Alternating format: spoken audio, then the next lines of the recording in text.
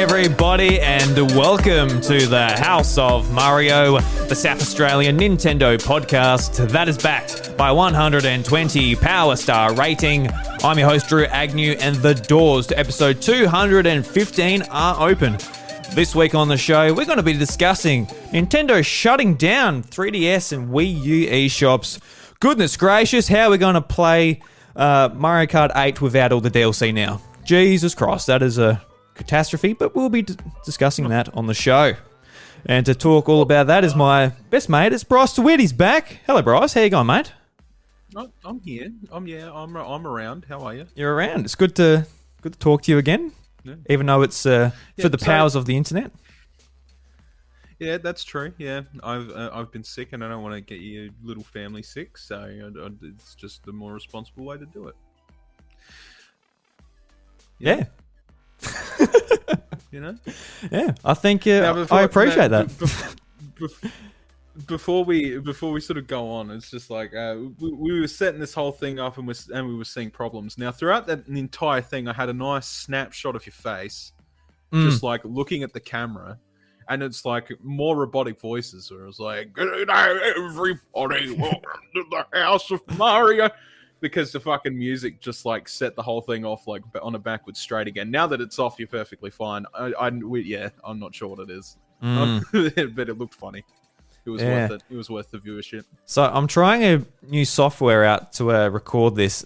It's called Melon, and I'm not that sure about it. I don't know. On Bryce's end, it seems a bit funky, but we'll figure it out as we go along. A bit funky. I mean, it's working for now, but like I said, it could be a processing issue or whatever. We'll just have to look into it later. We will. Otherwise, we're all right for now. Yeah, well, as long as we get the communication now. Operating. Yeah. So, Bryce, what have you been up to the last month or so? Well, how many weeks has it been? It's been a long time, actually, hasn't it? It was the start of the year we recorded together the last one, so it has been almost 2 months. So what have you been up to? What have you been playing? Yeah, I mean, a fair bit of stuff's happened. Look, we haven't even really talked about Legends Arceus. There's a lot of shit we got to talk about, realistically. Jesus, we haven't even done a show since Legends Arceus came out. You did a solo episode. We've had the direct. A lot of my playtime's sort of just been whether it be like Final Fantasy 14, but that never changes. And then. Legends Arceus, like I've played a fair bit of it. I'm still not quite done with playing it yet. I still got plenty of time and stuff that I want to invest into it. But I've taken a bit of a break for now because I hit it pretty hard. Yeah. When it came out. Yeah, I did too. Yeah, I'm like, I need a bit of. I finished like all the story components. I just need to sort of get like the level 10 on all the Pokemon for the shiny charm. But I'm like, that can wait a bit because that's very sort of monotonous to get that filled out. I don't even think you really need it, to be honest. Here's the thing, right? Is I haven't seen or caught all the Pokemon to do the last bit because I'm just like, fuck it. Like I can wait. I'm not stressing too much about it. Yeah. But like when it comes to the shiny charm and shit like that, I don't even think it's needed. I don't even think it's needed in this game, like at all. I did a stream, maybe about, God, it wasn't that long ago, maybe about 2 weeks back. And I had Buddy popped into the stream, so he's sole witness to this. The only one. Witness to this. Yeah. Well, I mean, he was the only one paying attention as far as I could tell. But he sat there and he saw me catch 5 shinies in the span of like 3 hours. I think it was even probably less, maybe 2.5 hours, where I pretty much just went from outbreak to outbreak, and then like I had like 1 or 2 reattempts on like 3 of them, like resets to get a shiny. With the exception of like I did a Riolu, which took 2, I think. I got the Riolu, and then I'm like, all right, next outbreak. I'm like, Shinx. I'm like, oh yeah. I'm like, I guess so. So I went to the outbreak immediately, and without even resetting, I just got one, like immediately after. I have not had any trouble shiny hunting in that game without the shiny charm. Yeah, so I've only really found fast. One shiny, which was a Starly, just going across the the world. And like, I'm like, I feel like I need the shiny charm. Obviously, you and some other people have a lot better luck without it. But I feel like I need it. I need my 1 in 600 chance. I have, yeah. And I haven't gotten any outbreak shinies. No, just keep at it. Yeah. Just keep at it. Like the fact that I managed to pull out 5 shinies in 2.5 hours, like even if you could call that insane luck, that's like way too fast.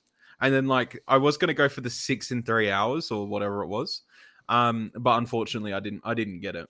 Turtwig took, I think that took like 20 something attempts maybe, but like even 20 something attempts, like that's not much. It's like 2 to 3 minutes to get one attempt done. It's pretty easy. It's not too hard.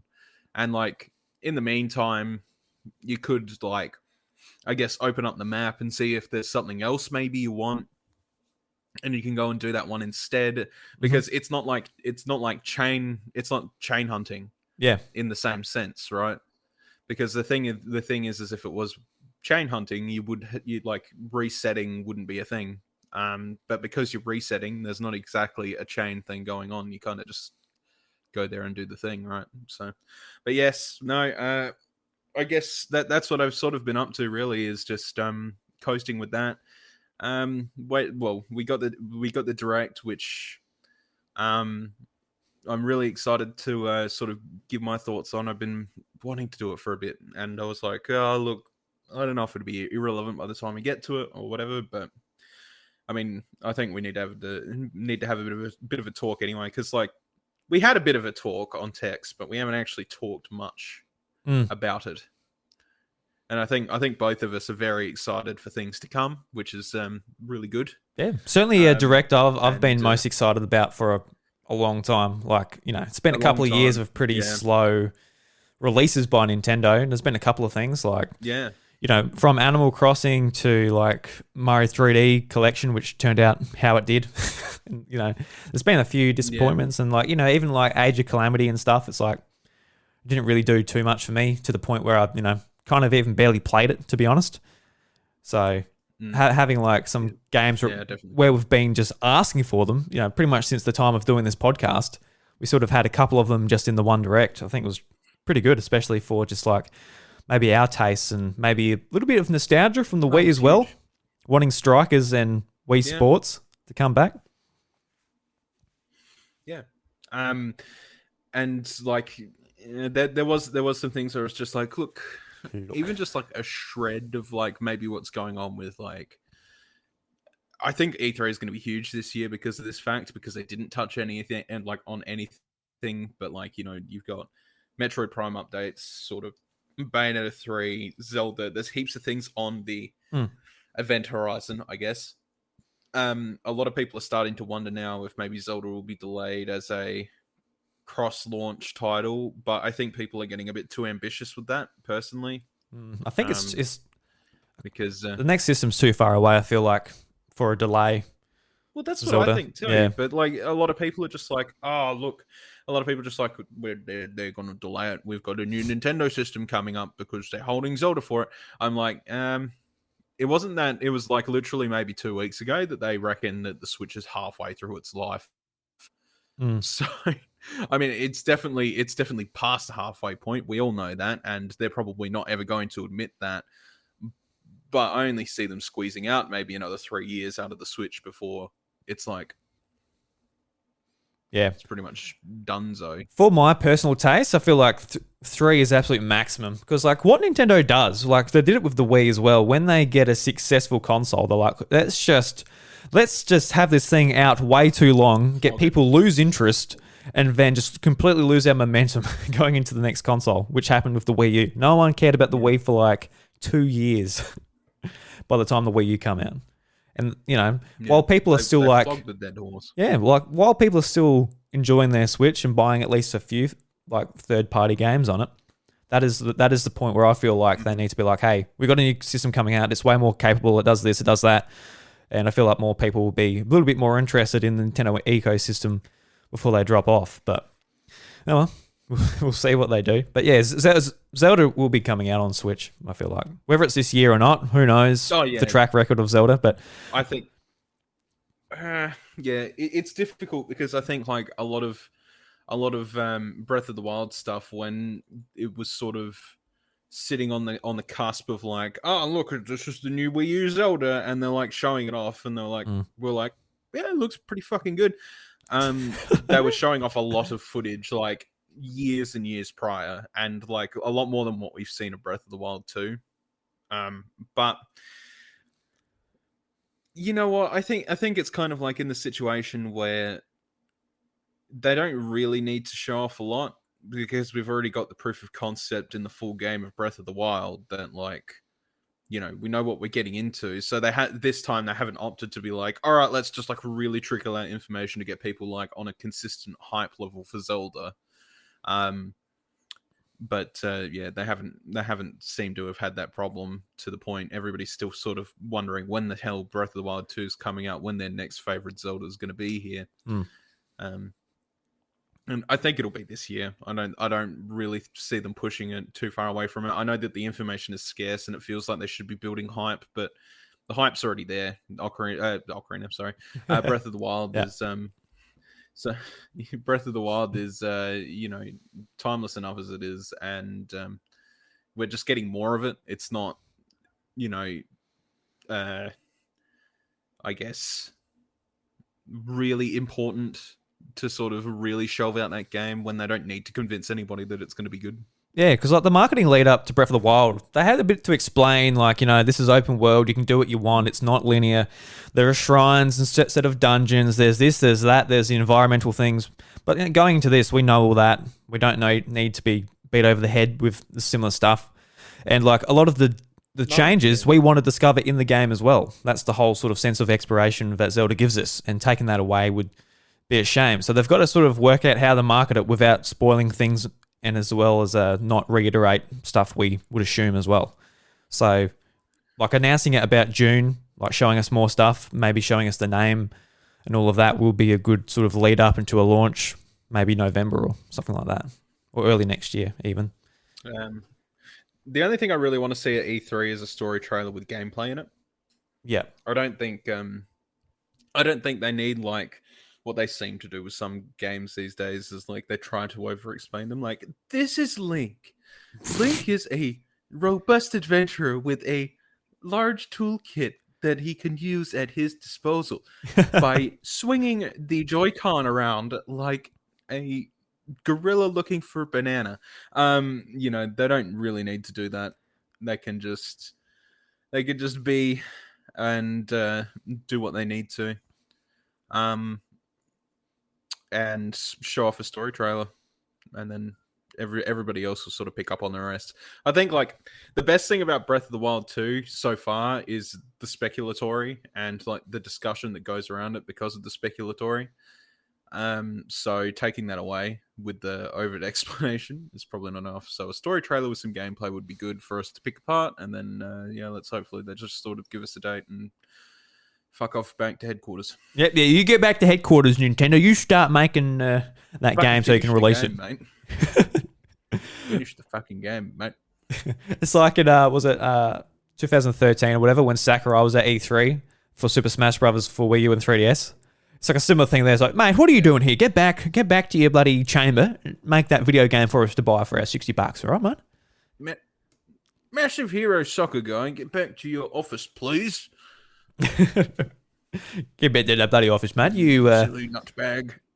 Oh Jesus, that's a bit much, bro. So I don't know how I feel about that. So just on the topic of Zelda as well, when I was watching a fair few reactions to the Nintendo Direct, there was a few people who were like, "Oh, this Direct sucked. Where's Zelda?" And I don't know. I went into it not even thinking about Zelda because I'm just like, if it's there, that'll be cool. But I really don't think it will be. Just going off the time of year this Direct's taking place, they've got to save something for E3 because us Nintendo fans, we're bloody psychopaths. We will be like, oh, Zelda and Mario and Pokemon and all that. So this Direct, can't wait for the next one for more games. It's like, they gotta leave some goodies for a bit later. Yeah, there's got to be some sort of like contention point of calm the fuck down, pretty much. Yeah. And like I come into this thinking maybe we'll get like a little bit of a hint or like a name for the game or something like that, but I didn't expect there to be fucking full blown anything. Yeah. When it comes to it. A title name at the moment would probably keep me pretty satisfied, but at the same time, they've also said that the title name will likely give away like a fair bit. Yeah, the title needs to have some context with some footage, I think. Just be like, oh, look, it's called Forbidden. No, not Forbidden. That's just Horizon that came out. But you know what I mean. They need to back up with Forbidden West. That's why it doesn't have a name, because like, fuck, Horizon's got our name. And they come out before us, so we can't do anything about that. Shit. I've got the collector's edition for Horizon still in the box. I've been meaning to do an unboxing video, but I've just got to get some free time when a baby isn't crying. I want to play it. I still haven't even played the fucking first game all the way through. Yeah. So. Well, my thing with Horizon, I'm not sure if I should. Yeah, I wouldn't worry about it too much, because I kind of just dropped off Horizon because I honestly got kind of bored of it. Just at the point where I was, I'm like, it's a good game, but the problem is it came out at the same time as Zelda, which is a very identical game. So it's easy to get bored, I suppose. Yeah, I mean, yes, it's no disrespect to Horizon. I'm not sure. No, that's right. Yeah, I'm just not sure. I'm like, I don't know. The story didn't really grab me too much when I was playing it anyway. I was kind of like I saw its worth in the gameplay, because I think it's very clean game gameplay wise. But like in terms of the story, like I don't have as much interest in it as I do Zelda, which has already got established background lore that I care about. So, but anyway, that being aside, talking about the title, no, that they said that it would give too much. Well, Al Numa said it'd give too much away, so that tells me that a lot of the people who have already been doing the theory crafting and stuff like that, they're like, as soon as the title is revealed, they're going to know exactly what it's about. Because like, you know, I mean, I guess for a Flash example, they talk about the Zonai tribe in like the lore side of Breath of the Wild or whatever. So if it's anything to do with like the Zonai tribe, everybody who's a fucking theory crafter for this game are exactly aware of what the fuck it's going to be, and sort of things like that. So yeah, I mean, you're right, they're probably sort of like holding it for gameplay, but at the same time, I think they're actually more or less just holding it as close to release as possible, so people can't fucking figure it out like immediately. But yeah, anyway, we'll see. No, it's kind of like with Zelda not being there, it didn't fucking ruin anything. Bayonetta not being there didn't ruin anything. In fact, I think like everything's pretty solid. Yeah, we got a good sort of half a year, and that's without a lot of the big hitters. So that's pretty exciting. And like we're gonna get some more Pokemon related stuff too in the future, whether it is Arceus DLC or whatever. Looking forward to it. So there's a fair few big franchises this year. For Gen 9 already. Yeah, there is. You know, I don't know what to make of it either. It seems pretty implausible, but at the same time, maybe it is with Game Freak, with their output. I don't see Gen 9 coming this year. To me, that seems like a fool's assumption. Yeah, well, in 12 months, they would have had 3 mainline Pokemon games. Just if it does come out, say, November this year, or even December. So, yeah, that'll be quite an insane sort of output for a relatively small company. But considering the fucking project they just did, right? Like, their most ambitious project today. And I think it's also been their most well-received project in the last several years, right? So, all right, hang on. Before we go into that, because we will talk about Arceus. Yeah. But let's sort of not push further into that until after we've had the fucking discussion about this. Because Jesus Christ. Taking us off the rails, let's talk about. Well, I was about to. That's why I put it back on track, because I'm like, Jesus Christ, we've got to talk about Arceus like in length anyway. Nintendo Switch Sports. Did you play it? This is something that I was like, huh? Did you play it? The tester? What? No, I didn't. Yeah. No, because I had to work. Yeah. So I didn't get to play the tester. I don't think it's going to be anything different than what I expect it to be. It looks fine. Mm-hmm. And like, you know, I immediately thought of like Buddy Watson. Like when this sort of come through, I'm just like, oh shit, here we go. Can't wait to get absolutely like, smashed in bowling by Buddy Watson online. Now, keep in mind, like, I was driving to Victoria when the director's on, so I had my AirPods in my ear, and I'm just, like, listening to the whole thing on the way up. Mm-hmm. And I was just like, holy shit, they're doing it. And Jade's like, what? I'm like, they're making a Wii Sports for Switch. I'm, like, listening to it, and then, like, sort of when I looked at it later, and a lot of people seem to have, like, I guess... repercussions against towards like the new avatars in the game, and I'm not really sure why, or like because a lot of people are like, oh, at first they were like, oh, you can't use Mii's, it's not going to be the same, which turned out not to be true. You absolutely can use Mii's. Mm-hmm. And then like, but even then, like a lot of people are just like, oh, the new avatar thing's ugly. I'm like, are they? I think they're fine. I think they're fine. Like they don't offend me, but they're not breaking grounds. But I'm like, is it really that bad? They definitely got that Xbox 360 avatar feel, don't they? Yeah, but they look cleaner than that because it's you know a fucking decade or whatever. I think they look fine. I don't see, and the fact that they're customizable, just not to like a same level of what making fucking Peter Griffin the Mii is. You know, it's they can be customized with like small things, and I think they look fine, and I'll probably actually use them over Mii's for the simple reason that Mii's are stupidly outdated for me at this point. We've dealt with Mii's for so many years that I just don't care about Mii's anymore. So I don't care about Mii's anymore. Bryce, you should always care about yourself. About Mii's. I am disappointed though that golf is not coming until later. That's kind of shitty.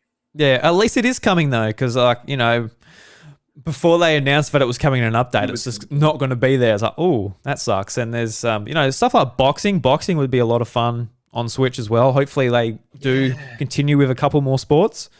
But I think like the main ones for me were bowling and were tennis, and the fact that we've got like badminton and the I forgot what the sword one was called, but.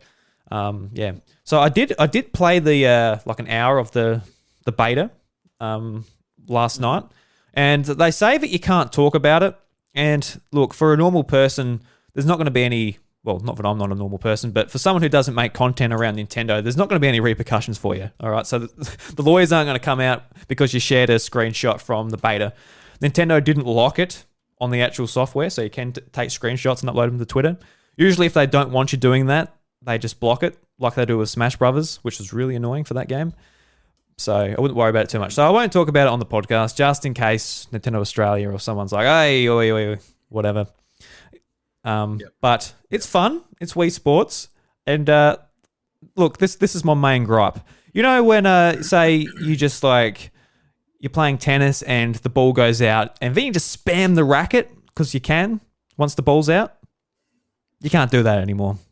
And that's a damn shame. Oh, that's Nintendo, get your shit together. All right.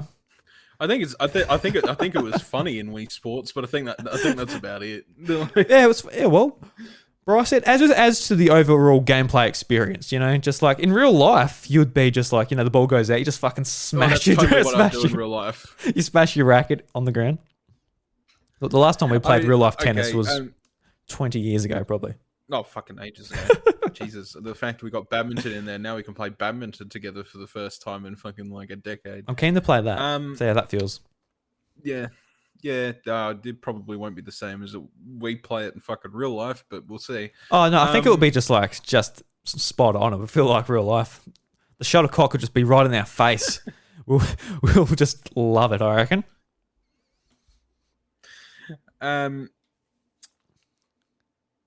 I'm a little disappointed that there's no boxing as well. Yeah. That kind of shits me, if I'm honest. Did I break you or what? You did a bit.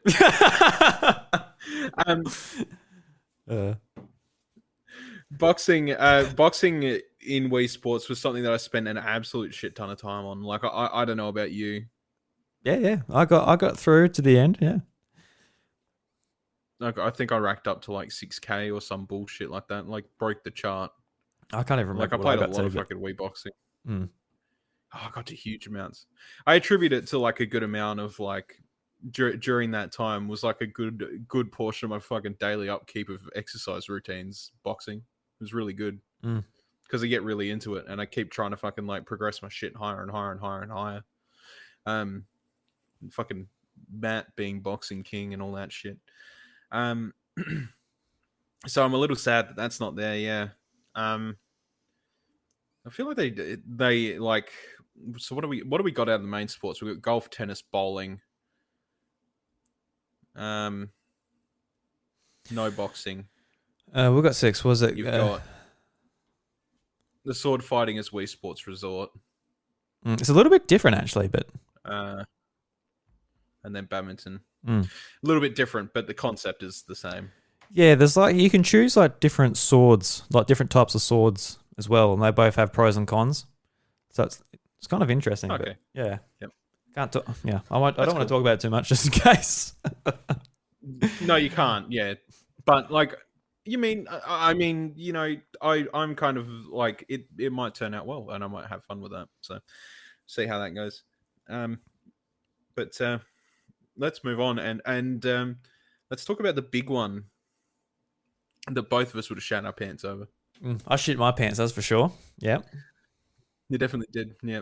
You definitely shat your pants over it. And I also went and made an edit where you were screaming over fucking pizza rolls in an air fryer.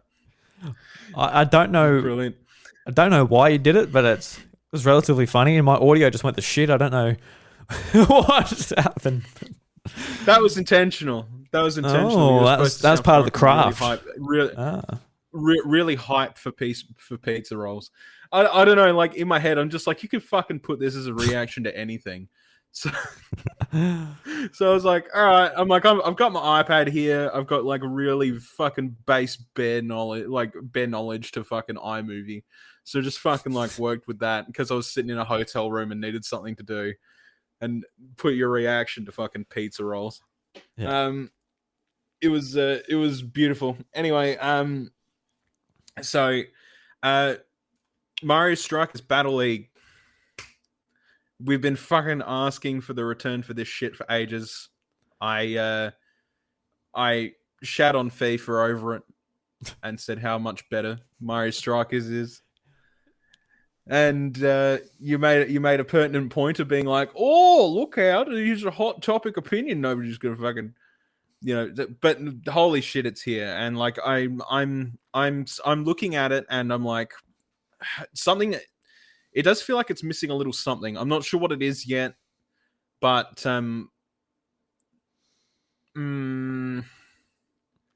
it looked good. It looked good, and I was like, I'm still hype as hell. But there's something that's not really catching my attention at the moment, and I'm really not sure what that is. What? I think maybe it's lost some of its grunginess. Yeah, well, it's definitely not as grungy as Charged on Wii, and I think another thing might be that it's pretty slow. The gameplay looked pretty slow, especially from the original game, which was real fast. Then Charged was a bit slower on Wii, but still pretty fast. And just from like, you know, the little bit of gameplay we did see, it looked a bit slow. So whether that sort of slows down gameplay and makes it a little bit less exciting, I'm not sure. But Bryce, what I wanted to sort of touch on was just like, you know, we're really excited about this game, and the last couple of Mario sports games were, you know, pretty big disappointments, in at least in my eyes. And so we're just really hoping that this game isn't made by Camelot and that it's made by Next Level Games. But there's been sort of no indication anywhere that it is made by Next Level Games. And we were talking that since like Next Level Games got acquired, that Nintendo doesn't really need to state who's developing it anymore, because they are just internal Nintendo. They are just sort of absorbed, which is kind of weird because, like, you know, with studios from the other first-party developers, Xbox and PlayStation, they proudly sort of display what development team is making their games. And with Nintendo, they just sort of bring them in and, like, you know, just bring them in as manpower, and their brand sort of evaporates to most extent. Like Retro Studios is, usually still on the box and that, but apart from that, it seems like Next Level Games is just a bit more manpower that happens to be based in Canada, which I don't know. I don't know how I feel about that. I want them to have like their own identity in that still. But how do you feel? Yeah. I'm sort of in the same boat because, like, as we know, Nintendo's got a bunch of internal teams and they're all working on different things at different times. And it's sort of, I guess it's important to them to be identified as like, we're Nintendo, we make games. And that's great and everything. But like, when you think of like the business acquisitions, which we still haven't talked about, but like fucking, you know, Activision Blizzard and Bungie that have recently just happened, their identities, they're things that people go, holy shit, like they went and bought them because they make games we know, sort of thing. And like Next Level Games is on the smaller side of this spectrum, so not a lot of people look at Next Level Games and go, oh, Next Level Games, those guys, right? unless you're really into the industry and know these smaller studios that make these things. And in the case basis of this, like if I see Next Level Games name on something, knowing that they've done like Luigi's Mansion 3, they've done Strikers before, all that stuff, it's going to make me look at them and go, ooh, what are they developing? And then it'll sort of come up or whatever, and be like, oh, that's nice. But now if they're just known as an internal Nintendo team, it's just like, Nintendo is developing this. I'm like, well, that could fucking mean anything. That could mean fucking like Wii Sports, or fucking, that could mean Super Mario Galaxy, or that could mean like fucking Chicken Hunt or some bullshit. Oh, a new Chicken Hunt game, Bryce. Stuffed Duck Hunt. Chicken Hunt game. But, yeah. That's right. I agree. But that's kind of irritating, right? Is that like, I would rather have that forefront knowledge, just like Next Level Games is developing this, and be like, cool. But like, in like the Bungie and Activision Blizzard's acquisitions, it's sort of like, well, Bungie's making Destiny at the moment. That's what they do. Everybody knows them because they make Destiny. I don't think like you'd be able to sort of like take that away from them. And it's kind of the same with Activision Blizzard. Like, even if they were absorbed into a Microsoft studio, it's like Call of Duty, the Activision team's working on it. World of Warcraft, the Blizzard team's working on that. But with Next Level Games, if they get absorbed into Nintendo, you don't really know who's made it until the product is actually released, and you can tell, right? Yeah. It might be getting a bit more complicated. It might be getting a bit more complicated too to put a label on it, because we know Nintendo's teams, especially now, sort of collaborate a lot more. So Next Level Games might be the lead developer, but Monolith Soft might have like a big sort of influence on it as well, and other aspects from Japan have a lot more sort of say in what's going on. Like, I don't mind that either too, though. Like, I really like this whole internal teams are collaborating with each other thing, because then we get projects like Breath of the Wild, right? It's really positive shit. As we know, we got something we'll talk about in a second, but like Xenoblade Chronicles X, for example, right? Like that was, I've been saying that since it came out on Wii, that's a fucking hallmark that they managed to get a game that is that good, that big, and that seamless working on the Wii U, to the point that it is. And that's true. It's a fucking phenomenal game. And I kind of hope that one day that they do port it, now that the shop's going down. We'll talk about that soon too. It's got so much shit to talk about. But without that team helping out the Breath of the Wild team, we wouldn't have gotten the big seamless world that we've got in Breath of the Wild, that works so fucking flawlessly and like sets the precedent for future Zelda games, because like they have crafted those techniques to make that. And like, even on Breath of the Wild scale, like it's impressive on Breath of the Wild scale, because I think like the physics engine and stuff like that plays a lot more into Breath of the Wild. But like, so they have to go with like maybe smaller enemies. You've got like the one giant enemy in the game, as we know, like right at the end of the game. And when I saw that at the end of Breath of the Wild, I'm like, you can tell Monolith worked on this, because something that X does extremely well is fucking ginormous monsters in a giant seamless open world that looks incredible. But because of Zelda's physics engine and stuff like that, obviously they need to cut things down a bit. It like X is not something you play for good physics. Yeah, well, Xenoblade X is sort of like, well, that's a big enemy. Then you get bigger. Then the enemies get bigger. It sort of just scales up from there as well. It's not just like the one time when you're on foot. Fucking huge. It's like walking, like in X when you're walking around like one of the lakes or something like that, and you get those big Brontosaurus enemies. You're like, Jesus fucking Christ, how am I ever going to kill that thing? It's like 70 times the size of my character. It's huge. And that's just a standard enemy. It's not even like a boss. It's just a standard enemy. And like obviously they can't recreate something like that in Breath of the Wild or whatever. But the point is they took the good parts of one thing and added it to another, while also creating another good part on top of it. And that's what made Breath of the Wild so fucking good. And that's what the benefit is that all these internal teams working together. However, then comes down to the point where it's just like, well, then where is the identity if something gets absorbed into Nintendo, right? Yeah. If they're like Luigi's Mansion 3 looks pretty as hell, right? But imagine if they were already absorbed when Luigi's Mansion 3 was like being released at Nintendo. We couldn't credit Next Level Game developers with that because it would just be under a Nintendo banner, and we kind of just like, good job, Nintendo. It's all you.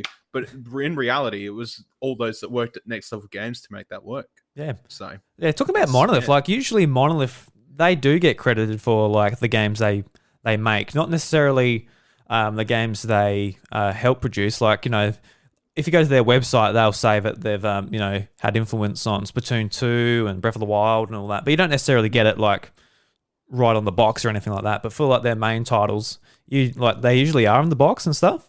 So maybe, like, who knows? Like, this Strikers could potentially not even be being made by Next Level Games. Like, but that's the annoying part. We just sort of want to know as, like, Nintendo nerds and consumers, just being like, what can we expect from this? Are we expecting another Mario sports game, or are we expecting Mario Strikers, which we've been waiting for a long time? But regardless, we'll have fun with it anyway, even if it turns out like golf. But I don't think it will. I think it'll be better than that, because that's pretty low standards, I feel. Shooting above them. Last thing to sort of add on to that, though, is that most of Monolith Soft's crediting goes on its games that it was already developing regardless. So like its own IPs like Xenoblade and stuff like that. Yeah. They're on the box, right? Next Level Games, I'm not sure it'll ever be on the box, because technically it will be a Nintendo title. Yeah, true. 100% form. Yeah, true. So I think, like, in this case, that's the thing that sort of catches me, is that if they are technically absorbed now, then it doesn't matter if it's like Next Level Games anymore, because they're already using a Nintendo IP. So they're just going to label it under Nintendo. But yeah, I guess that's kind of like the last thing I had to add on that. But speaking of Monolith, bloody Bryce, you're taking my segues in my hosting role. Speaking of Monolith, Bryce, there you go, mate. Xenoblade Chronicles 3. Oh boy! Well, hey, look, I've been waiting to talk about this one because I know you haven't. I know you've started. Good boy. Thank you. I started Definitive Edition. I did say last episode, look, I should get into it. I should play it. And I was sitting there. I'm like, instead of spending another 20 or 30, 100 hours in Pokemon just shiny hunting, I'm like, oh, let's play another RPG. Let's actually get through at least one game before 3 comes out. So I'm about 7 hours in or so. Sort of working things out, having a lot of fun with it. But Bryce, like, I know you're really excited for this. You've played all the games in the series, and I don't know, what did you get from this trailer? Did you have any big like revelations? Being like, holy shit, this is what's happening in this game, or what's going on? Because I don't know. So the thing is like with trailers, and you have discussions and stuff like that, and people sort of pick up on things, and it seems like Xenoblade Chronicles 3 is culminating to a maybe sort of like a realization or theory that happens at the end of 2. So we didn't really know at that point. Now it's a lot more clearer, and it seems to be following the way of one very particular theory, which I'm not going to talk about. But basically, what that theory was that we're going to see sort of like emerge, and I'm not exactly going to explain what that means, but those who know will know.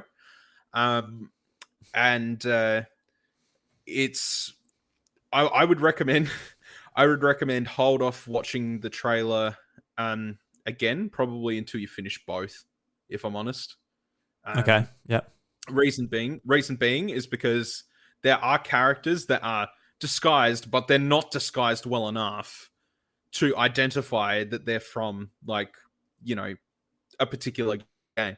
So this is like deadpan sequel, we know that much. But in the way that it's going to play out, like if you've already played the first two main games, because X is in its own canon.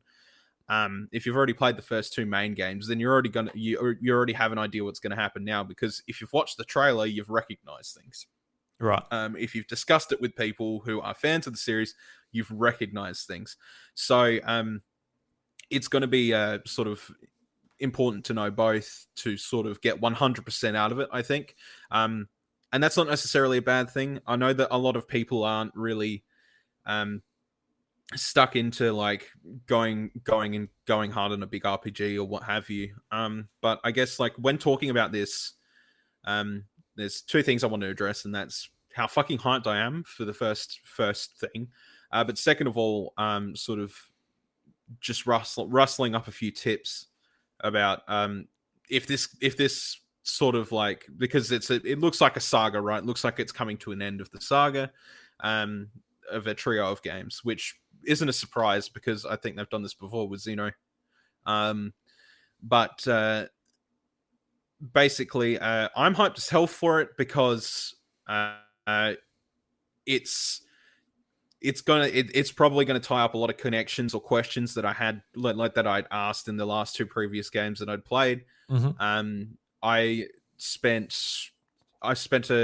I went pretty quickly through the first game on Wii, just to sort of get the main meat of the story, because I feel like that's the most important thing. There is a lot of story in these games, so side questing is very much a should you do it, should you not do it, and the answer is sort of like, well, if you've got the time, then okay.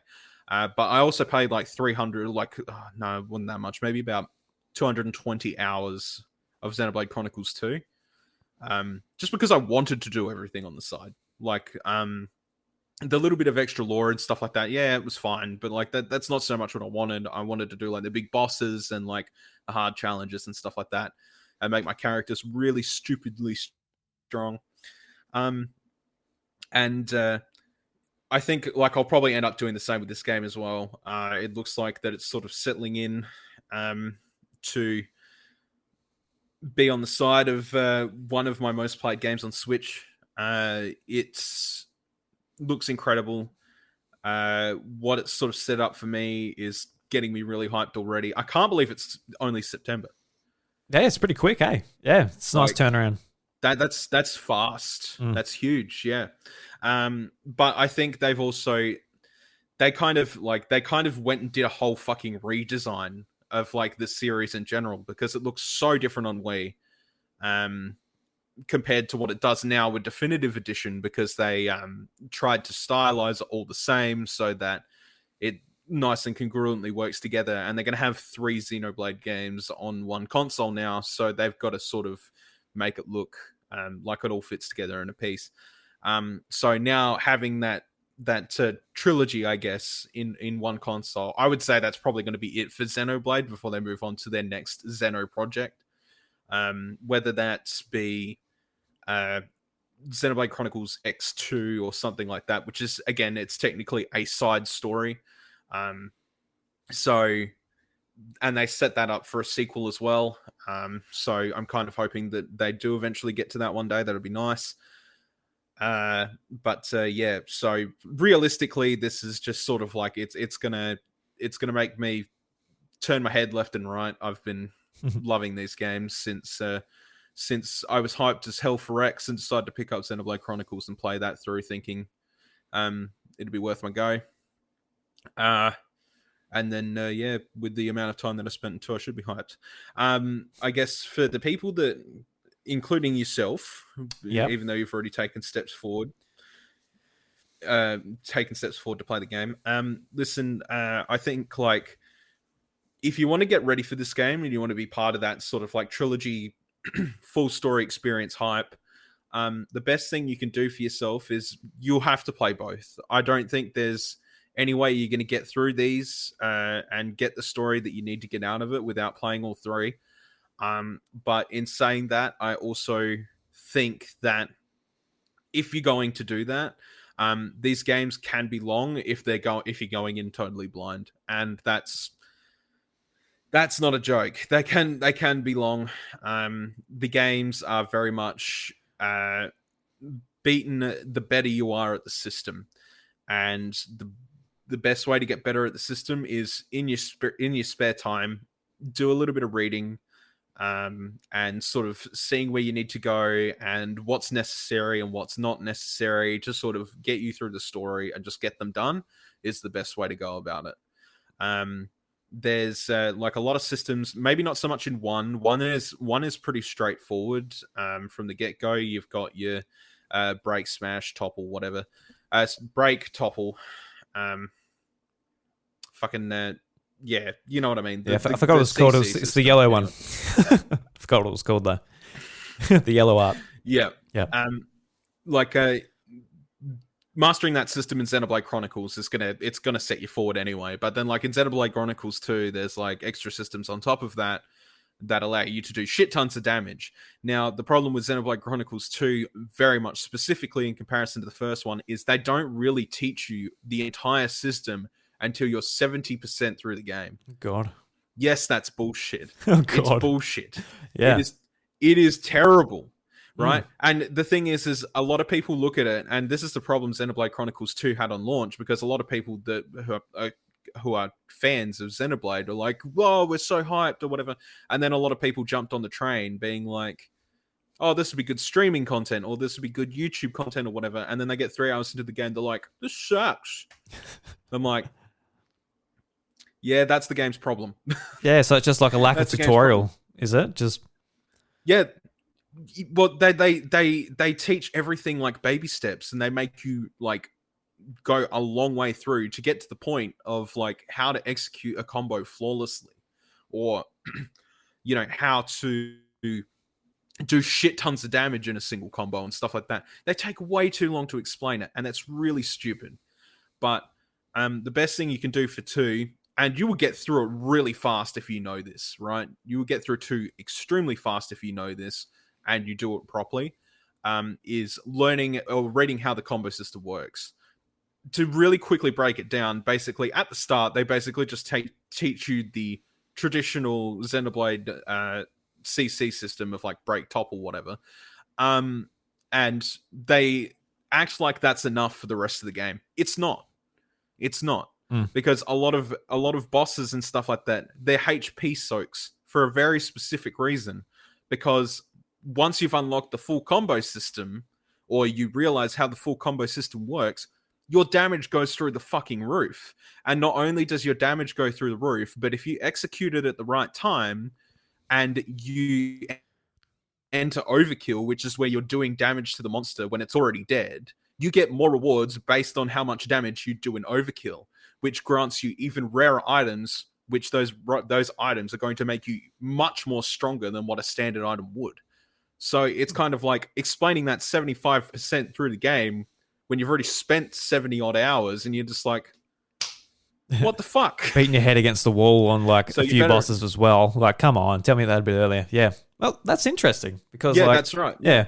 Because like even with the Xenoblade Chronicles, I looked up a few tutorials on the battle system and that, and just like watching like speedrunners who have like just cracked that game open and just smash every single thing, got the grinding sort of locations down pat, and use even like the new casual and expert modes to sort of harvest XP and stuff. It's like, oh, this is really interesting. Because like when I'm looking at the game, I'm like, oh, look at the big world. It's a bit daunting. But these guys just have it down pat, and knowledge is key when it comes to sort of working out a lot of these RPGs.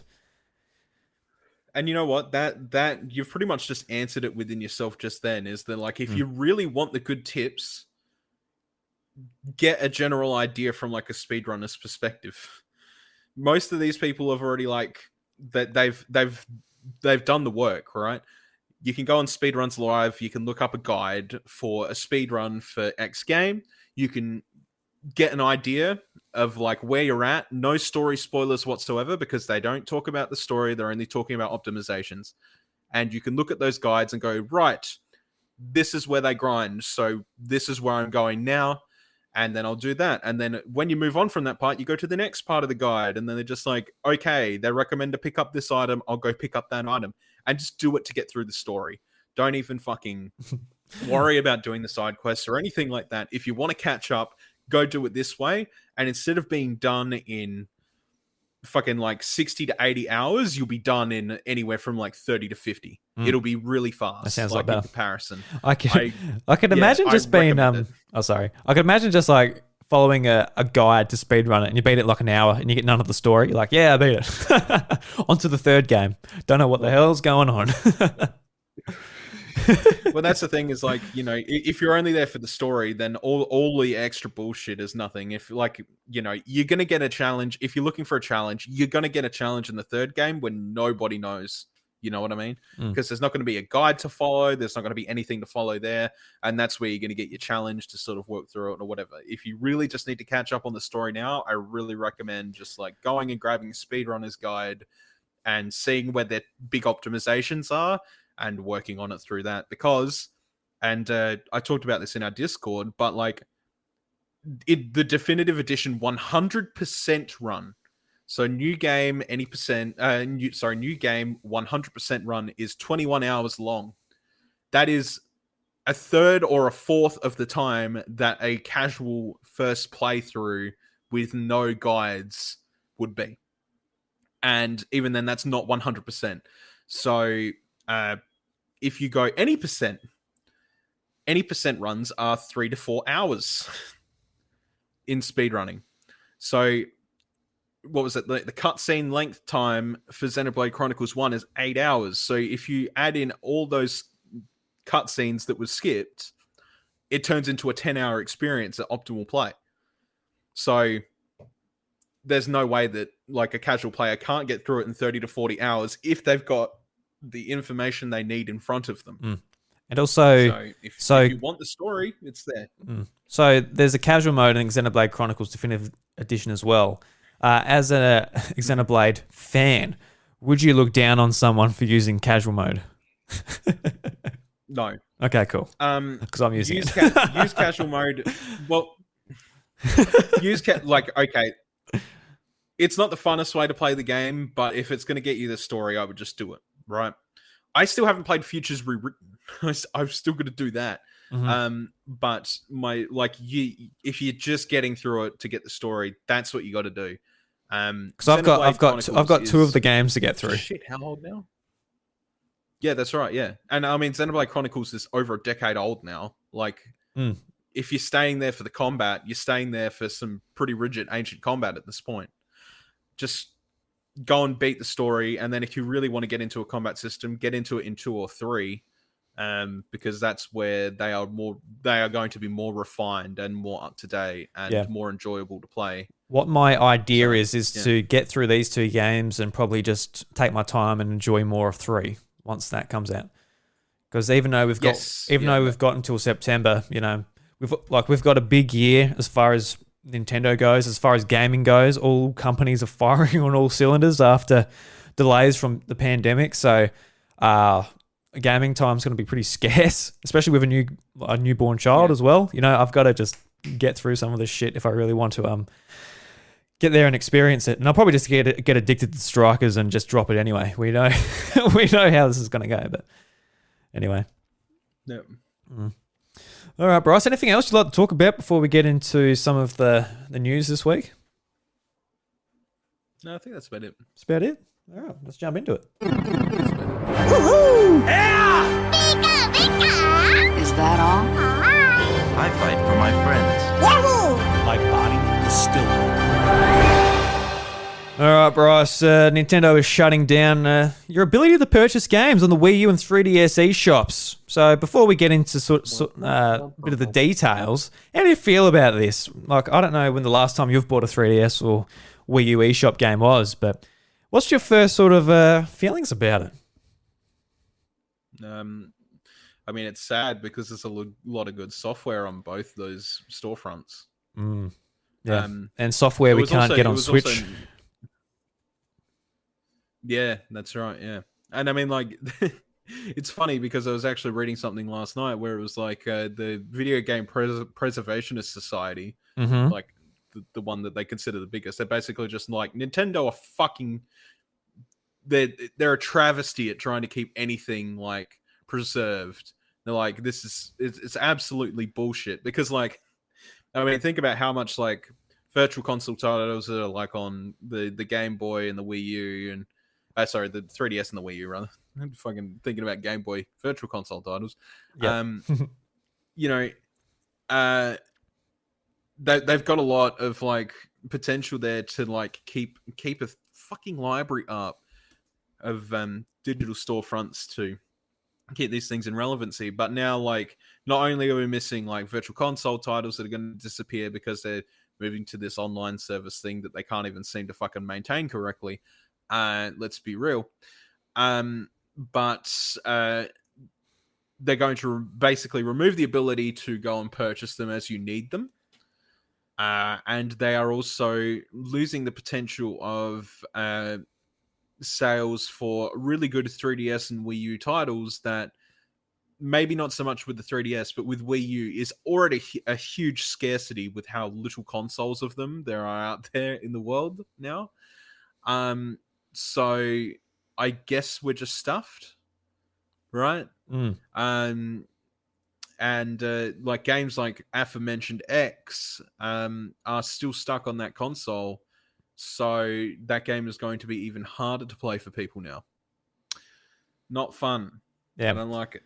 Well, there's a few different aspects to this, I guess, but let's set some context with a bit of an article from My Nintendo News. The Wii U and 3DS eShops are closing in March, but Pokémon Bank is becoming free to use, and the article reads, Nintendo's Wii U and 3DS eShops have been active for a decade now. However, it is unfortunately about to change. Nintendo has announced earlier tonight that as of late March 2023, it will no longer be possible to make Nintendo eShop purchases for the Wii U and 3DS family of systems. Nintendo also says that even late March 2021, and for the foreseeable future, you'll still be able to re-download games and DLC, receive software updates, and enjoy online play on Wii U and the 3DS family of systems. This will include Pokémon Bank, which will become free to use after March 2023. Sorry. However, if you do not already have it downloaded on the handheld, it will no longer be available for download from the 3DS eShop. So why are these shops closing? According to Nintendo, it's because it's part of its natural life cycle for any product line as it becomes less used by consumers over time. They also state that at the time, they do not plan to make any changes to services or functions of the 3DS or Wii U. So, very frustrating. The PlayStation ecosystem also went through this last year where Sony came out, they're like, all right, we're going to be shutting down purchases for PlayStation 3, PlayStation Portable, and PlayStation Vita. And fan outrage actually got them to take that back, and they actually didn't shut down purchases on those platforms. And it's a very similar thing over there. PlayStation 1 titles were available on PlayStation 3, but weren't available on PlayStation 4 and PlayStation 5. And we're in the exact same boat here. We don't have access to buying Game Boy games, Game Boy Advance games, any virtual console games. We have to get them through this service, which Nintendo decides to trickle them out month by month, which, has some benefits. It's $30 or $60 a year, depending on what tier you go to. So if you want to buy a bunch of these games, that's cool. But as soon as you decide that, it's no longer worth it to you, you lose a massive library. And that's what Nintendo is sort of banking on. And that's why we aren't getting these games on Switch, the platform that we're currently using more than 3DS and definitely Wii U.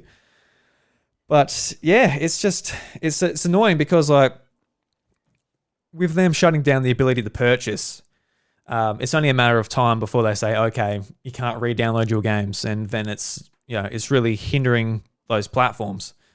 And it was such a long time to like get a good library on 3DS too. I remember in 2011, I was checking the eShop every Thursday, being like, "Oh, I wonder when Pokemon Red and Blue are going to come out," and it just never come until 2016. That's when the Pokemon games came available on the Virtual Console, and I'm just really tired of this drip feed mentality by Nintendo. And I feel like now that they've got like a subscription service, that should have alleviated that sort of need to just drip feed it, especially when you're paying the same amount per month, but you're not getting the same amount of content. You may as well just wait a couple of years for a decent library on there, maybe a couple of games you actually want to play. But Bryce, you mentioned the video game History Foundation, and they put up something on Twitter, and they're quoted for saying, "While it is unfortunate that people won't be able to purchase digital 3DS or Wii U games anymore, we understand the business reality that went into this decision. What we don't understand is what path Nintendo expects its fans to take, which they wish to play these games in the future. As a paying member of the Entertainment Software Association, Nintendo actively funds lobbying that prevents even libraries from being able to provide legal access to these games. Not providing commercial access is understandable, but by preventing institutional work to preserve these titles on top of that is actively destructive to the video game history. We encourage ESA members like Nintendo to rethink their position on this issue and work with existing institutions to find a solution." Because like every time one of these stores goes down, with the Wii store going down, there's a lot of exclusives on the WiiWare channel and a lot of games that never came to Virtual Console on the other platforms on the Wii Virtual Console. And it's very much the same on Wii U as well. You have access to a nice library of Wii games, Game Boy Advance games, Nintendo 64 games, and that's just not an option on Switch. And maybe we'll feel a bit better about this if they came out of the gates on Switch saying, "Hey, look, we're making a subscription service. It covers our platforms. There's a good amount of content on there, and you can sort of just like let go of maybe your history on these other platforms and move forward on the new one." But it's just not the case. Nintendo's got the most history out of most video game developer, but they don't look after it whatsoever. And they use it to their advantage where they just sort of, every single, say, E3, when Nintendo fans are like, "Oh, where's a new Mario Kart? Where's a new Smash Brothers? Where's the new Mario?" We're sort of like that because we've been conditioned to be like that. Where's the next thing? Because we don't have access to past titles in the bloody franchises. And it's frustrating. But where do you stand on it? And what games are you going to miss? None of them, because I'll probably emulate some. Well, that's the thing, because like those platforms with a bit of hacking become just like amazing Nintendo boxes, and I feel like this is just encouraging that. It really is. Okay, so like obviously with this news, there's a lot of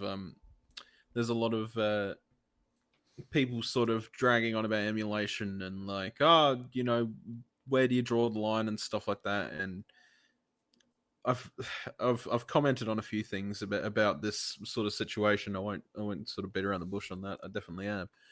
But like a lot of people are like, emulation is bad at all costs and you should not do it. I'm like, is it though? And the reason I say is it though is because if there's no way to purchase a game, and I'm not talking about like purchasing it off eBay later on down the line, because that's bullshit, and I'll discuss why that is in a second. But if there's no way to purchase a game, then how the fuck else are you going to play it? Sorry, but like, end of story, right? And then you got a lot of people who are just like, well, you'll have to look for a secondhand copy then. And this is bullshit. The reason it is bullshit to say look for a secondhand copy to play the game then is because, one, if you buy a secondhand copy, none of that money goes into the pocket of the developer anyway. It's going into another person's pocket who's selling the game. Now, the problem with this would be fine if those games were reasonably priced, but these days we are not seeing that. We are seeing game prices for games like Pokemon games go up to anywhere like $200 to $400 fucking dollars, depending on the condition of the copy. That is ridiculous. I am not paying $200 plus to play a fucking Pokemon game that I've, one, already owned before, and two, already played to death, right? And a lot of people are like, well, then you're emulating and that's bad. It's like, it's not, because at the end of the day, if Nintendo put it on their platform, I would buy it because it's more, one, it's more convenient, and two, I would have a copy of it, right? That is just the reality. I'm not going to pay some guy that is charging even over, well, double, sometimes triple the recommended retail price that the game came out at just to play the game. It's not going to see any, the developers aren't going to see anything from it. So at the end of the day, emulation comes down to the point. If there is no way to reasonably purchase the content that you are looking for, whether it be a game or DLC or what have you, if there is no way to purchase that content, then there's no reason it shouldn't be emulated. You should be able to emulate it just fine. Because if they really wanted to continue making money from it, then they'd do the smart thing and they'd keep it up on a store, which Nintendo aren't doing. So, whatever. Now, in the case of like stuff like Nintendo Switch Online and stuff like that, that's kind of like a weirder measure, right? Because it's like, oh, look, here's a Netflix library of games so that you can play that we're going to drip feed out to you. It's like, cool, but do I own it? It's like, no. They own it. They own it. And they're getting their money from you to play those things. So are you supporting developers? Yeah, you are, right? But then a lot of people are just like, well, I don't want to pay the subscription. That sounds bullshit to me. And I'm just going to emulate instead. Well, then, I hate to say it, I know that the subscription is bullshit and that it's a lot of money to ask for a very basic thing, right? But you're still breaking the rules, right? Because they are, like, I don't agree with their subscription model in a lot of ways, but they are providing you the games that are currently on there. So let's take Ocarina of Time, for example. I've got a copy around my house, and I'll never get rid of it. So I'm happy to emulate it because I already own the copy. I don't really give a shit, right? Same thing with the NSO, though. If I'm paying for NSO, and I want to emulate a copy of Ocarina of Time, then I'm going to emulate a copy of Ocarina of Time. I've got access to a copy of Ocarina of Time that I'm technically already paying for. I've already got a solid copy in my house. That's the way I'm going to do it. But if it's available, pay for it. Sorry, and end of story. If it is not available, emulate the fuck away. Jesus Christ. I can't believe there are people out there that have that opinion of, oh, well, you just can't play it then. Sorry, mate. You're not allowed to play your favorite childhood game anymore because they don't sell it on a storefront. If Nintendo wanted to make fucking money off of it, they'd have it on a storefront. Yeah. It makes me angry. No, I agree with you, but I think, just looking at the, the small print, whenever you download a ROM, it's going to be, illegal. It's just when it comes down to like how you morally look at the situation and how it makes you feel. It might not affect how Nintendo's lawyers might look at it if they ever do track you down or what have you. But if you want to play a GameCube game and you're like if you're looking at the prices on eBay, and you're like, well, this just goes to Bryce because he's trying to buy a new holiday home. He's selling his copy of Pokemon Coliseum, and Jesus Christ, that game's expensive. So what's the point of buying it when I can just do a playthrough on my PC and not pay anything, and Nintendo doesn't even miss out from it? It's just eBay and some seller. It just comes down to the situation. But it does kind of baffle me why Nintendo doesn't just improve their sort of output as far as Virtual Console and their subscription service goes. Because if they had if the secondhand market for the Pokemon games alone, it's massive.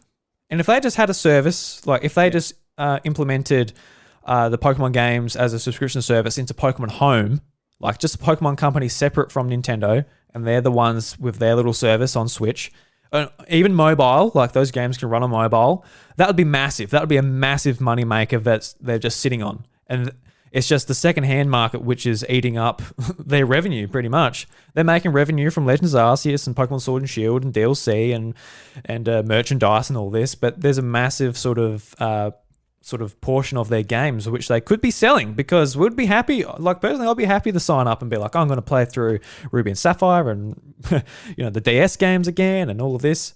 It just comes down to them wanting to keep you hungry for remakes and all of that stuff, which is annoying. But yeah, it just comes down to where you morally sort of sit on this. I think if you want to just break your Wii U open, because personally, for me, I know Luke, he posted in our Discord, he bought like $100 or so worth of point cards. He's going to load up his Wii U and 3DS with titles. And I'd be happy to do that. But, oh, look, I've got a year. I can load up my system with legitimate purchases, which have the licenses on my proper account and all of that type of thing. But I don't trust them enough to look after them once it's all shut down, especially on 3DS and Wii U. Yeah. Because those systems, they weren't, that was the start of like them trying to like integrate them together. Like 3DS, I remember like there was a bit of a software update to the operating system and that sort of brought it aligned with Wii U. But Wii U, like when your system breaks, like that's your account gone. That's your licenses gone. Same with 3DS. You've got to keep them on that system. Whereas Switch, at least it's an account-based sort of mechanism where if you break your Switch, you go and buy another one, you sign in, you can download your stuff again.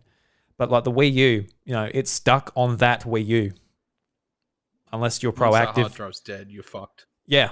Yeah, no, she's done. So I don't trust it enough to even go and buy the games I want before it shuts down. No.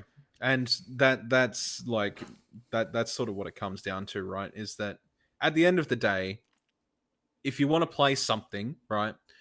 Here's the thing. Nintendo aren't going to chase down little fucking Timmy Turner because he fucking downloaded a copy of fucking, what's a good example? Just like a fucking a trash heap game. I don't know, like Mega Man Battle Network or some bullshit. I don't fucking know, right? Something that's not available anymore, right?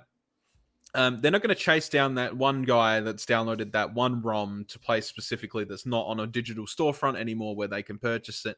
They're only going to attack ROM sites because they're collections of games that not only are, sort of like ridiculous amounts that nobody's going to play and they're providing them to the public, but also that they're providing ROMs that technically they're for games that you can already purchase, right? I think I wouldn't say it'd be far-fetched to say that in the future we're going to see like a legal thing where they're like, you can have ROM sites as long as the games on the ROM sites aren't purchasable anywhere else. I wouldn't be fucking surprised if some bullshit like that happens, because the reality is looking at the same way Nintendo is at the moment. You're right. I can't trust them enough to fucking load up points on my Wii U. Like, I can't do that with my 3DS. No way. Yeah. I wouldn't do it. Like, if I could track down another Wii U, but, oh shit, like my Wii U broke, I'll go to EB Games and, oh look, they've got one in stock. I'll get this one and I'll log in and I'll download it and I'll keep it around. But no, that's not the case. Like, the Wii U, like, it wasn't a very well-made system. They break. The gamepad breaks. Like, there's a fair bit of that to it as well. Like 3DS, I trust a bit more because you can like transfer stuff and log in. And can you log in on 3DS? No, you got to transfer it, don't you? I can't quite remember because I've gone through a few 3DSs, but I've had to migrate it all. Yeah. Yep. Yeah. No, I think it's transfer. Yeah. Yeah, the little Pikmin take it over that. Yeah. Yeah, that's right. Yeah, they did it on the Wii to Wii U as well. But yeah, look, just I personally can't trust them to deal with that. And to be completely honest with you, once their store goes down anyway, I consider that free game. Yep. No, I do too. But they're doing it to themselves, and basically by sending out this message, what they are basically doing is creating a artificial scarcity to get people to fucking get their credit cards in there and start buying before it goes away. Now, the thing is with that is that they wouldn't have to create that artificial scarcity, and people would just still be actively buying games on the Switch if they made them available. So by doing this, basically what you're saying is create artificial scarcity so people buy your games. You shut down the store, which means you've got no way to recover the games. Your Wii U dies because the system's shut down, and because of the way that the system works, you're not getting those games back once your Wii U dies anyway. So basically, you've just spent a shit ton of money to buy a bunch of games that aren't guaranteed to stick on your Wii U. If your Wii U dies 3 months after the store goes down because of a fucking technical fault, bye-bye money. Yep. See you later. Get this, Bryce, from Nintendo's own question and answers on their page related to this. So the question is, once it is no longer possible to purchase software in the Nintendo eShop on Wii U and the Nintendo 3DS family of systems, many classic games from past platforms will cease to be available for purchase anywhere. Will you make classic games available to own in other way? If not, then why? Doesn't Nintendo have an obligation to preserve its classic games by continually making them available for purchase? And the answer is, across our Nintendo Switch online membership plans, over 130 classic games are available in growing libraries for various legacy systems. The games are often enhanced with new features such as online play. We think this is an effective way to make classic content available easily to a broad range of players. Within these libraries, new and long-time players can not only find games they remember or have heard about, but other fun games they might not have thought to seek out otherwise. And this is the kicker, the last sentence. We currently have no plans to offer classic content in other ways. So, cool. Good on them.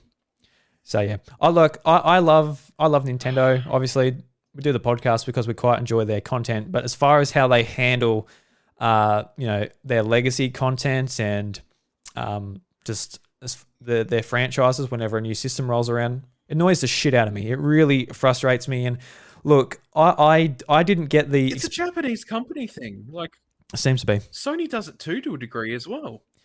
It's fucking irritating. Like, Microsoft... Here's the thing, right? It's like, I got the Series X in the lounge room, and this is where I get really pissed off about it, right?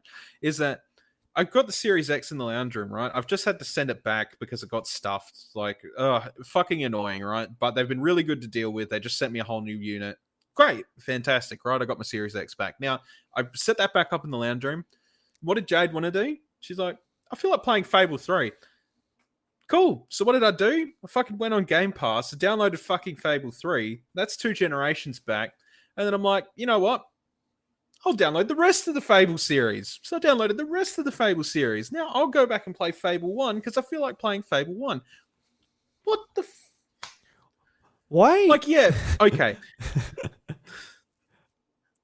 On the fucking Series X, like the Fable 3, we experienced a whole bunch of crashes and shit like that, but it's still available, right? And those crashes are going to happen. Yeah, I know. That's kind of part and due for emulation, and they really need to fix it. But the fact is, it's still there if I want to play it. Yeah. Even through its flaws. Yeah. Like, what frustrates me, like, it's great what Xbox is doing, but they're the company with, like, the least legacy. And they're just doing amazing stuff. Like, you know, the Halo Master Chief Collection, that was just an amazing sort of remaster of like the whole Halo series, pretty much.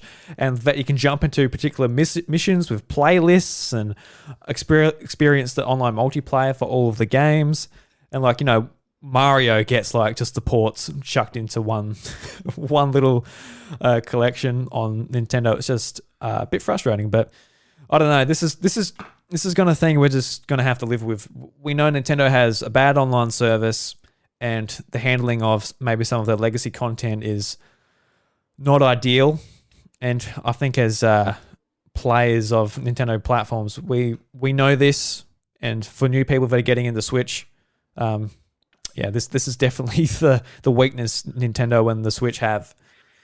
But we're gonna be playing I'm wondering. Yeah, sorry. Go ahead.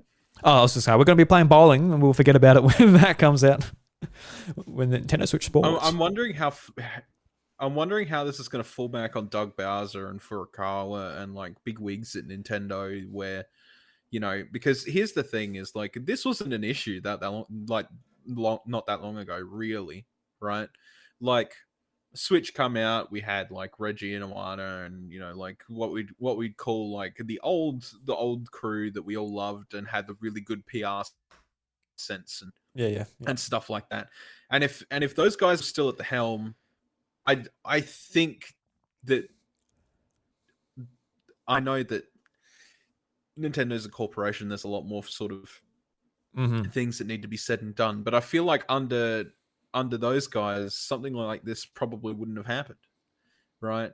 And now it seems that Nintendo's going more business minded, and things are getting a little bit more concerning for like the gaming space with shit like the metaverse coming into question, and then NFTs and stuff like that. Like fuck, God, I hope to cry. I don't think Nintendo will do it, but I'm starting to think like these the people that are running Nintendo at the moment are the kind of people that are probably trying to find a way to implement NFTs and shit like that into their games. And it was only yesterday that I was watching a fucking live stream for Final Fantasy 14 where they really briefly brought up the topic of a metaverse in their like setup stream, and then people just fucking flooded the chat. They're like, no NFTs in my game. Don't even fucking talk about NFTs, right? And like the guy that brought Final Fantasy 14 back to life, Naoki Yoshida, he sits on the panel of the board of directors of Square Enix now, and he's like, I will be avoiding NFTs in my game for as long as I can keep them away, guys. It's like, I don't want this. I don't want it in my game either. I said, but unfortunately, it comes down to what the fucking board of directors of Square Enix have to say. I'm doing my best to keep them out, and that's a sad reality, right?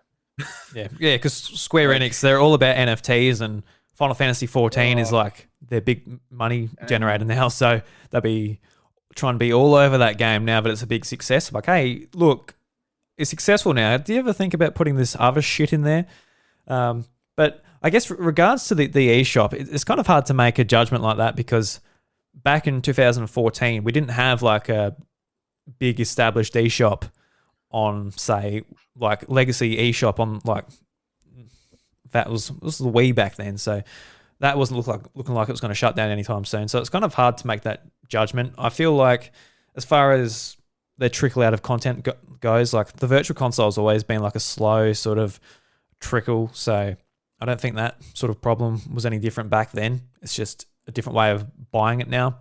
All right, we had a bit of a mishap there, Bryce. But before we sort of move on to, I guess, the next topic, do you think Nintendo will sort of reverse this decision like Sony did, or do you reckon they'll just stick to their guns?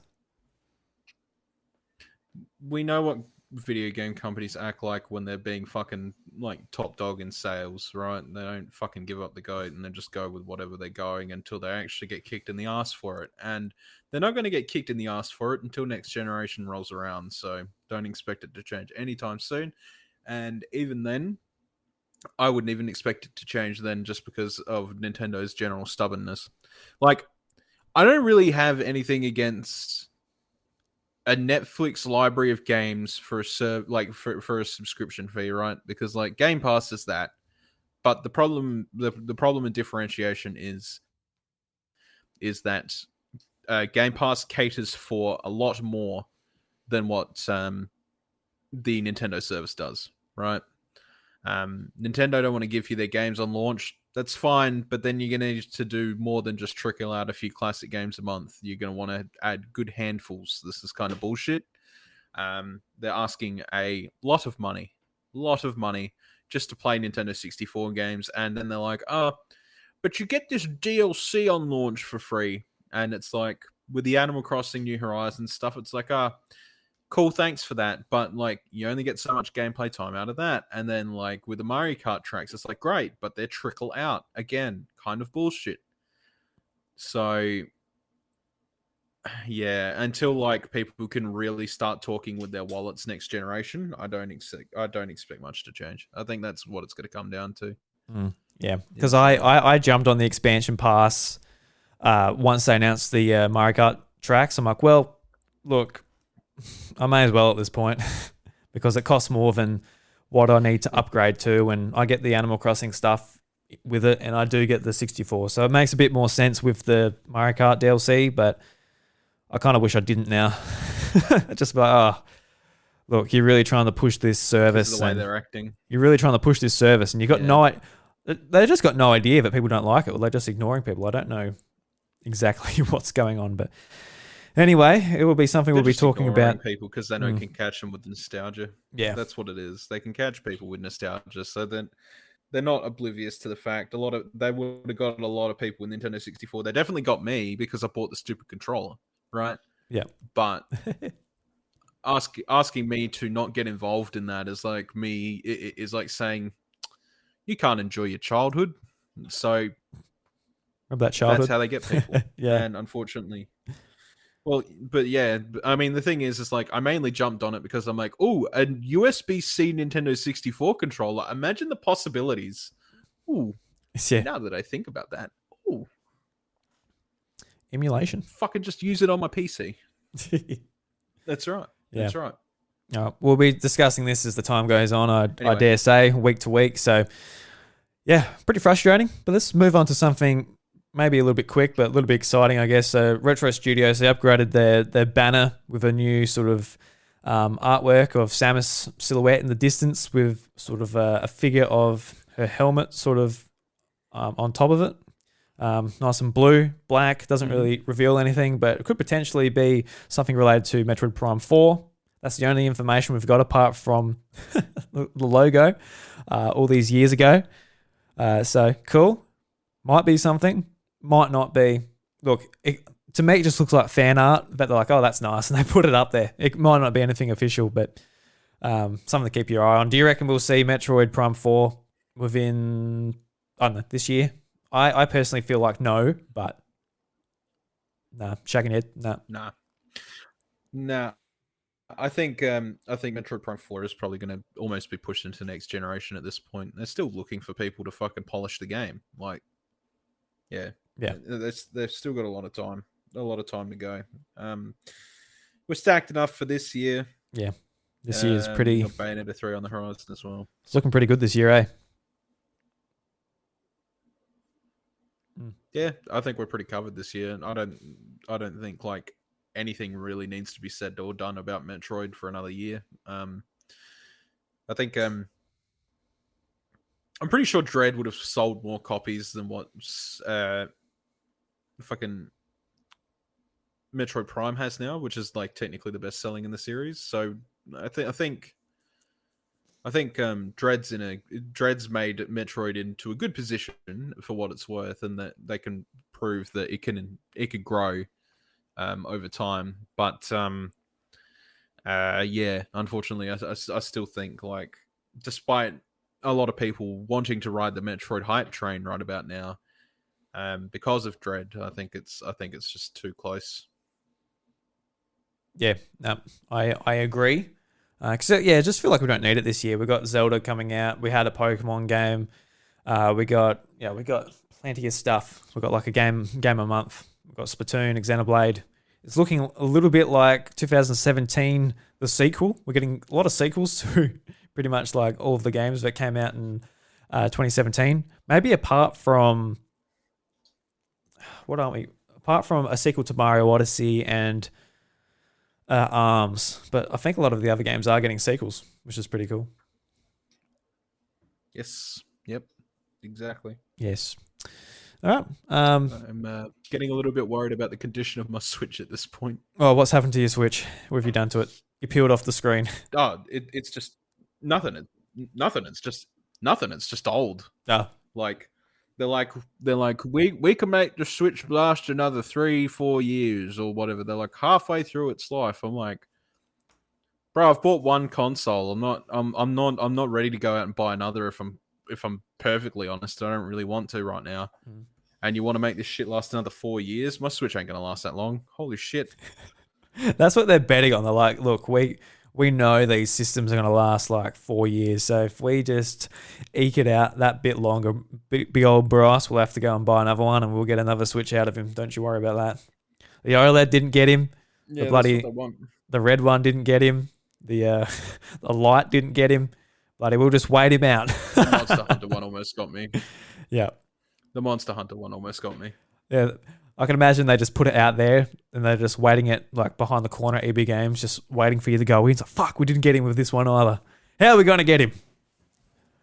We'll just wait until the plastic on his Switch just disintegrates. I think I'll almost just fix my old one, to be honest with you. Like if anything happens to it, or just like I noticed that like there was a few people in like some of the Facebook groups were in there just like, oh no, my battery's dead. I'm just like, at this point I'd probably just fucking replace it. Yeah. I've already had to like pull my Switch apart because of the design flaws that it's already had to replace things on it. It's probably not going to take me much to replace the battery. So just play it plugged into the wall all the time, you'll be right. Yeah. That's obviously the most optimal way to do it. Last bit of news, Pokemon Regional Championships are back in Australia for 2022. So from Vooks, after being cancelled in 2021. You're right, mate? You can't hear me. This platform's not working very well. Anyway, after being cancelled in 2021, the Pokemon Regional Championships are back in Australia for 2022. The regionals consist of the Pokemon video game, the trading card game, and even Pokemon Go. The Pokemon video game championships are played on Pokemon Sword and Shield, and with Pokemon Go, they're using Great League rules. The Oceanic regionals take place across the states of Australia from March until June. Note that the Brisbane event will only have Pokemon TCG and VG, not Pokemon Go regionals. Oh my god, what's going on here? So we're using Melon for this recording, and it's just completely dying on us. Completely dying on us. I've just disappeared. Bryce, can you hear me? I lost you for like you were going nuts for like a minute. I'm like, oh no, here we go, and then all of a sudden you're just entirely gone. So I read out the news, Bryce. So basically the VGG championships are back in Australia. In 2019, it was early 2020. I wanted to go and check out the one in Melbourne. And that was just before like all the COVID stuff started happening. So it's cool that it's back. So if anyone who wants to go and check it out. So in Brisbane Convention Centre and Exposition Centre, you can go there March 12th and 13th. If you want to go in the HBF area, it's from May 21st to 22nd. And St Kilda Town Hall in Melbourne is June 11th to the 12th. So bit far away for us. I'm not going to be traveling anywhere this year, that's for sure. No. Won't be participating in the Pokemons. But if anyone in Australia does give this a go, let us know how you go. And maybe you could be like a correspondent for the House of Mario if you do go to one of these events. So let us know. I'll be keen to just see what these events are like. At the Pokemon Championships. Yeah, like, literally. If anyone goes to this thing, just get your phone out, just record like an audio thing. Be like, hey, this is a big Jim from correspondent House of Mario, and it's bloody mad year out the Pokemon. But buddy, a Venusaur buddy took out Charizard, and I was like, what the hell? That's a grass type and against fire type, and I don't know how that even works, but it took it out, and what a mad time. Yep. All right. Exactly that. So Bryce, we're going to go to the Red Coin releases. If you like drop out or can't hear me, I'm just going to roll, and we're going to get this episode done with. How do you feel about that? Yeah, that's fine. All right. You roll it through. I'll roll it through. All right, guys. So if you go to the Nintendo eShop on Nintendo Switch, that will not be taken down anytime soon. You'll be able to get access to Crunchyroll. Yes, Crunchyroll is available on Nintendo Switch, so you can watch some anime on your little tablet, dock it into the TV, hell yeah, and watch some Naruto. Bryce, you can still hear me. You still there, mate? Yeah. Oh, fucking hell, look at that. I'm very keen for that, actually. I wouldn't mind watching some Crunchyroll on my Switch. I need a little bit of something there, you know. A little bit of something. That's wonderful. I got a lot of shit to catch up on, so any device I can get Crunchyroll on, I'm happy. Yeah, so when you go to like your most played games, this is going to be Crunchyroll. Yeah, that's right. And YouTube and not Netflix. It's not there, but alright. So the next game that we have a look at here is River City Girls Zero. You can get it for $20.10. And 10 cents. That's a bit weird pricing, but However, see how River City Girls' story began with the 16-bit retro rumble. And yeah, it's pretty cool. So the key features, the classic 16-bit beat 'em up, officially transferred and released into the West for the first time ever. Oh, that's pretty cool. Switch between 4 playable characters, with each with unique special moves. Compelling story that inspired River City Girls 1 and 2. Deep combat, a variety of environments, fun battles from motorcycle in Mode 7 style vehicle stages. Okay, so you got some Mode 7 action in there for all you Super Nintendo fans. Mode 7. So yeah, if you're into River City Girls and you're anticipating the next one, go and check out where it all started. River City Girls 0. Bryce, this is one which I sort of glossed over in the Nintendo Direct, but I'm sure some people out there are pretty excited for this on a portable. Assassin's Creed, the Ezio collection for $80 Australian. Bloody hell. Ubisoft. Calm down on the pricing there. That's a bit much, mate. Experience the award-winning series as you become Ezio, the most celebrated and iconic master assassin in the franchise. So, look, they're acknowledging it. It's downhill from Assassin's Creed 2. They acknowledge that. Including the acclaimed... He's in a few games. He is, yeah. How many games come in this collection, by the way? However many Ezio's in, obviously. Yeah, there's a fair few, though. Including the acclaimed single-player campaigns for all solo DLC from the 3 games, Assassin's Creed 2, Creed, Brotherhood, and Assassin's Creed Revelations, as well as 2 short films. Live the complete saga of a master assassin. All right, so there's a fair bit of content in there for $80 if you're a big Assassin's Creed fan. And the last one, just a random one I pulled up, was it's called Space Intervention. You can get it for $1.50 on the eShop. Save our galaxy from the invasion of an alien race. In classic style game, Space Intervention is bright and nice graphics in 2D style. Destroy aliens, beat your record, endless game. The game gets harder with each wave. You only have 3 lives. So, interesting. Whoa.